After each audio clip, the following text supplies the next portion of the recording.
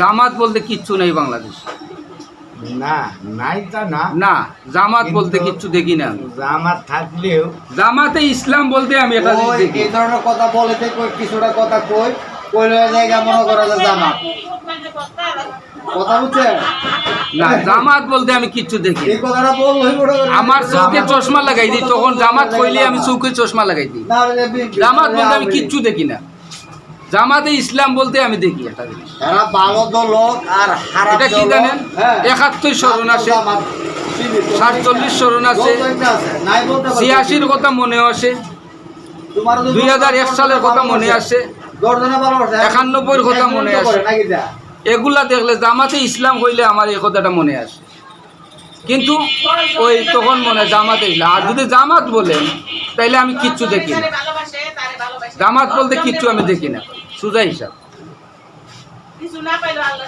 সংগঠন হয়তো ভালো আছে, তারা ইসলামের কথা বলে, ইসলামে কায়েম করার কথা বলে, কিন্তু আমি বাদ বাকিটা আমি দেখি না।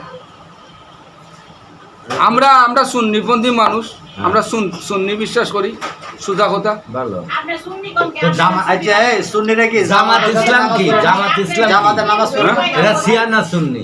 এরা সুন্নি না, আমার কাছে সুন্নি না। এখন ধরো জামাত ইসলাম যত এই ফটর দায়ী করুক, ওগুলো কাজে আসবে না। ওই ১০-১২টা সিট হয়তো ওরা পাবে, এর বেশি কিছু না। কিন্তু মানুষ অনেকেই ধারণা করে যারা মানে অশিক্ষিত বা জ্ঞানটা একটু কম, এরা ধারণা করে যে ডাকসু চাকসু এইগুলাতে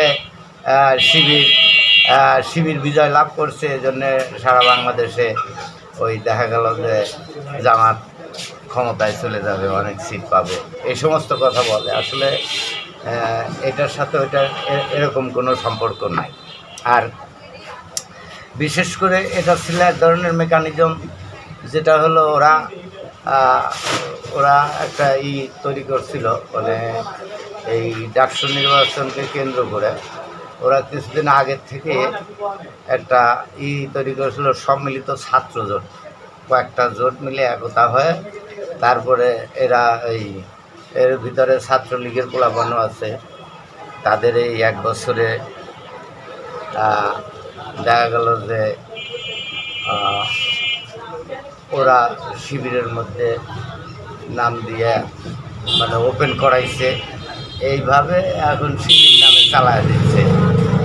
এগুলো আসলে ওরকম শিবিরের কোনো সংগঠন ছিল না যে শিবির ১৫,০০০ ভোট পাইল ডাকসুতে। এটা কল্পনা করা যায়, এটা অন্যরকম একটা ইঞ্জিনিয়ারিং ছিল। এইভাবে ওরা কয়েকটা ভার্সন করেছে। যাই হোক, আর এটার জন্য জাতীয় নির্বাচনে ওরকম কোনো প্রভাব পড়বে আমার মনে হয় না। তবে আমার একটা ধারণা